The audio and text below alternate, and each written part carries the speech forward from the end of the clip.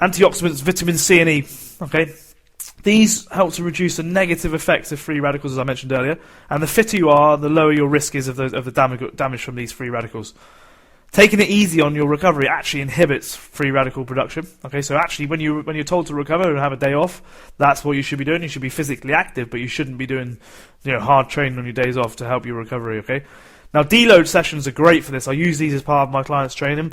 I actually advise people to do these every now and again when they're not feeling 100%. You just do you do a session that we call a deload session, and they actually take it a little bit easier than they would perhaps normally. So I normally look to keep it below 75% of their maximum heart rate, theoretically, or less than that. And you just have to kind of gauge that yourself. Vitamin C supplementation has also been linked with a reduced risk of catching a cold following intense exercise. There was a study of 3 studies. Those who ran 90 kilometers during an ultra distance run, military training, and also and some skiing as well. And they found that those people who took 1 gram of vitamin C avoided the cold compared to those who took the placebo drug. Okay, so there's a definite link there between vitamin C and also the reduced risk of catching the cold in sort of intense bouts of training. Fish oils. Okay, so there's lots of omega-6 found in vegetables. Okay, it's found in processed foods, and this isn't really that helpful to us. Okay, what we actually need is the omega-3s and the omega-9s. These help with muscle soreness and recovery and reduced inflammation. Okay, cold water fish such as salmon, mackerel, herring, cod, tuna. That's just a few are able to help you with this. And the animal sources are generally the most readily available to the body. It can use them most easily. Okay, so if you find yourself getting fishy taste and burps, try taking them with meals, the fish oils this is, or freezing the capsules if you take a capsule version. Vitamin D. Okay, so serotonin and hunger I mentioned earlier. 15 minutes of sun exposure per day can give you what you need in terms of your vitamin D. Training and working outdoors, when working indoors, you may need to supplement. So if you're indoors all day, you do your training indoors, you go home and sit indoors all day.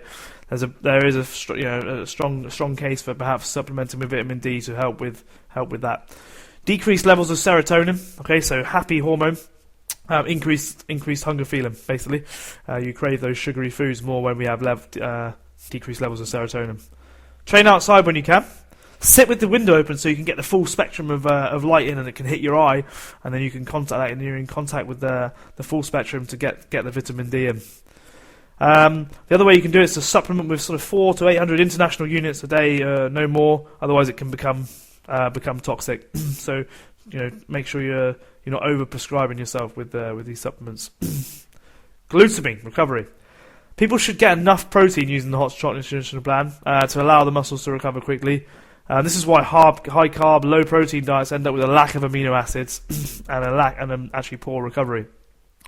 Reduced immunity, muscle wasting, and reduced metabolism is one of the reasons why those endurance athletes get injured, because they have a lack of glutamine in the body, which isn't, you can find it in lots of red meats, and the body actually is the most abundant amino acid in the body, but the body actually really craves it, and I would strongly suggest if you're an endurance athlete, supplementing with glutamine. Overtrained athletes tend to have the low levels of these, and this is one of the reasons they get infections. Okay, so hydration. When you're dehydrated, your plasma levels increase. Okay, so the viscosity, the thickness of your blood actually increases. So it's harder for the body to pump the blood around the body. Harder for the heart to pump the blood around the body. Sorry. All right. As little as a 2% dehydration has an effect on the way in which this occurs. And actually, being thirsty is not a good indicator of this. Okay, so how much is enough? So I mentioned earlier, 1 litre for every 50 pounds of body weight. Now, obviously, as you decrease in weight, as you lose body fat, this is going to decrease. But as you do more training, if you train more often, then obviously you need to take into account that water that you're using during that time. And guess what? Water is crucial for fat loss, and as part of a healthy body, really. If you find to start with that drinking a lot of water is making you go to the toilet, just add a little bit of Celtic sea salt, and this will help you to utilise that water so you don't flush it through too frequently. So you may be interested to know that what causes muscle cramps, okay? Because a lot of people get muscle cramps as a result of dehydration. Okay, There's also a theory that, it's electrolyte imbalances. I said earlier about hyponatremia. This is when you drink too much water, okay, and flood the cells with water, and low sodium levels, okay? So you sweat out the sodium, okay? Replace it with just water, but without actually, keeping the electrolyte levels up. So adding, small amounts of salt, small amounts of glucose into your water to help with replenishing that. That generally happens when people are doing longer events, okay, rather than your sort of shorter sessions that we tend to do for health and fitness. Poor posture and inefficient body mechanics, okay? So if you're constantly in the wrong position when you're doing an exercise, you're going to create stress in other areas, you're going to get cramps, okay? So you're going to use muscles that shouldn't be being used in that position.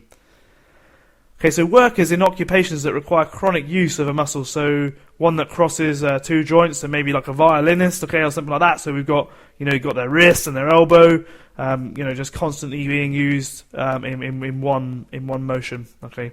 That's tennis elbow, those sorts of things. So yeah, workers who have to kind of work in one position all the time need to be aware of their position when they're working. Stress on the Golgi tendon organ. The Golgi tendon is basically like a little sensor, if you like, in your muscles, which is meant to gauge stress. Okay, so if we we're going to do a lunge and we lunge too far, or if we step off a step and we've stepped too far, it's that organ that's going to stop the muscle from going any further, okay, to prevent tears. Okay, so stress on that organ, okay, by constantly overstretching a muscle, is going to contribute towards stress. Excessive exercise duration leading to protein used as a fuel can be a cause. Okay, so using protein once you've used up all your carbohydrate, once you've used up, and using up your fat stores, using protein, breaking down of muscles, is going to be one of the reasons why we build up acidic conditions and getting cramps. This is a lot of cramps, and most common in the summer when low body fluid levels and decreased levels of salts due to sweating. So similar to exercise, you get hot, you sweat, you lose salt, your hydration levels go down. So this is kind of you do find that people get cramps most common in the summer when the evenings are hot, they're getting hotter in bed, they wake up with cramps, generally due to sort of low levels of body fluids at that time. Okay, so I thought you might like to know about lactic acid. Okay, frogs' legs. This is how we tested them. They actually tested about lactic acid. This is supposed to be the enemy with frog legs in 1929. So they actually tested the muscles in isolation. So they just flexed the frog's knee, created did some analysis on those muscles. Remember that this was just one joint, so it's not like a whole body being used. Okay, so they just tested one joint, it's not actually part of a system really that becomes useful. So lactic acid was basically posted up as the villain based on just using one joint. Okay, lactic acid does not cause the muscle soreness, guys. Okay, it's the hydrogen ions that are produced as a result of the training causing increased acidity in the body. Okay, so lactic acid, I'm going to tell you in a minute, actually helps with the transport of these hydrogen ions out. Soreness is due to overtraining, so this can be planned overtraining. It's not a problem. But don't worry, because what's going to happen is when you get sore, this is where you adapt, you progress, you get your recovery right, and you make your gains. Okay, that's where the nutrition comes in. Okay, you train hard, you create a training effect, you recover, and then your body recovers. So the next time you do that, it's easier. Okay, hydrogen ions. These are the cause of the pain. Okay, they are acidic. Short bursts of activity produce 1 unit of hydrogen as a byproduct of the breakdown of the glycogen in the muscle. So we've got stores of energy, glycogen in the muscle, okay? Short bursts of activity produce one unit of hydrogen as a product of breaking down that glycogen in the muscle, okay?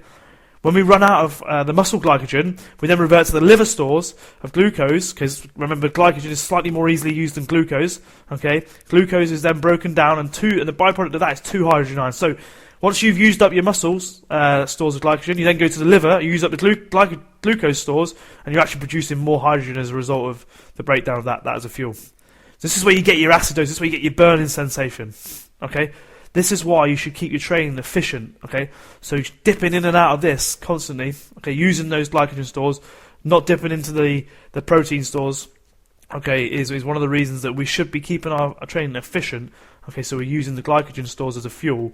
Okay, this will help us it's easier to replenish this, and it's also easier for our bodies to recover after using this as a fuel. So it's been 80 years since we've actually realised that this is actually not the villain. Okay, during this whole process, lactic acid, a byproduct of muscular contractions and anaerobic activity, is actually helping in the process of recovery. Okay, this is where it's converted into a fuel. Okay, and when hydrogen accumulates. Okay, so we can use the lactate. The lactate transports the hydrogen out of the cells. Okay, and helps to buffer the negative consequences of the exercise. So lactic acid is actually helping to get rid of the soreness. Okay, so long as we keep moving. Okay, so that's why that's the importance of a warm down, cool down. So you keep moving.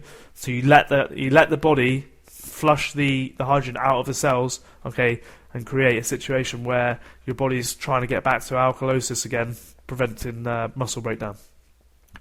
Right, so 80 years, but it's taken 80 years so lactic acid is no longer the bad boy. Okay, so here we are with the training and hunting section of the seminar. Basically, we were designed to exercise. We were designed to go and hunt for our food. Okay. Now, the thing with hunter-gatherers is that when they exercised, they were exercising to get jobs done. Okay, they didn't get breaks or holidays, or time off work. If they didn't hunt, then they didn't live. Okay.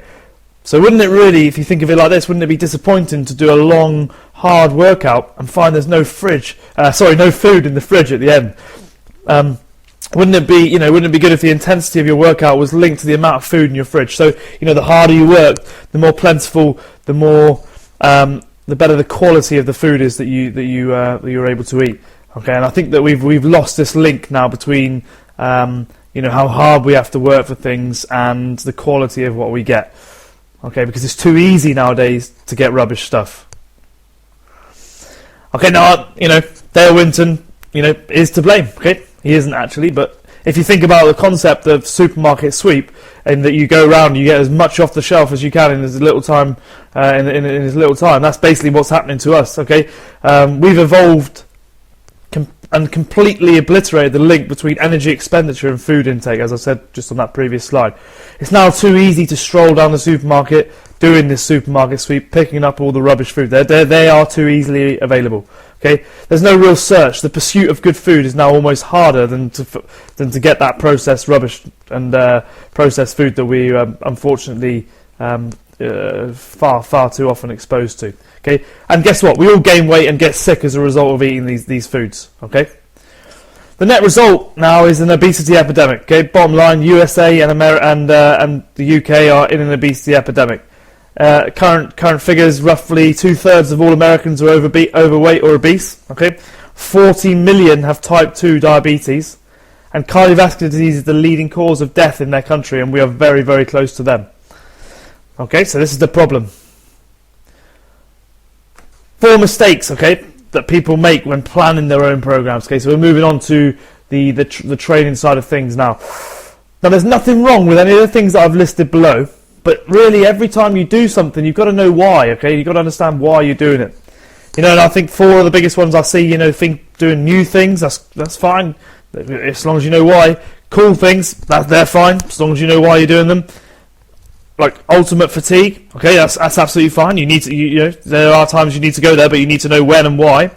And also soreness as well. People who just chase getting absolutely, really, really battered and really sore every session.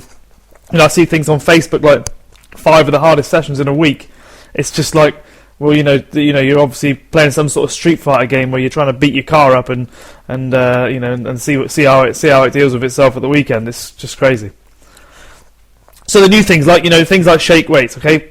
Really, like, if you think about one of the biggest things for training, it's about, energy expenditure, okay? Can you honestly tell me that the elbow, the wrist, okay, are going to be generating large movements that burn massive amounts of calories? Or is it going to be the legs during a squat, which is using 4 or 5 different joints and using multiple muscles to hold you in place? Okay, so new things, beware of them.